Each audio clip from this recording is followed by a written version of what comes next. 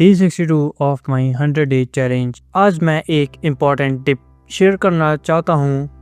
पहले मैं डिज़ाइन में बहुत ज़्यादा एलिमेंट्स ऐड करता था और डिज़ाइन मैसी लगता था। अब मैं एक रूल फॉलो करता हूँ, less is more. Simple layout, clean text और प्रॉपर स्पेसिंग, ये 3 चीजें डिजाइन को प्रोफेशनल बनाती हैं। मैं भी सीख रहा हूँ, लेकिन अब डिजाइन ज्यादा क्लीन लगता है, जिससे क्लाइंट भी खुश होता है एंड पेमेंट भी जल्दी आती है। आपको पता ही है, मजाक से हटके जितना डिजाइन सिंपल एंड क्लियर होगा उतना आपका एक्सपीरियंस बढ़ेगा, क्लाइंट्स ज़्यादा आएंगे। अगर आपके पास एक क्लाइंट है, वो अपने दोस्त को बताएगा, तो वहाँ से भी आपको क्लाइंट्स मिल सकते हैं। एंड आज के लिए बस इतना ही, मिलता हूँ आपको नेक्स्ट डे में, तब तक के लिए बाय।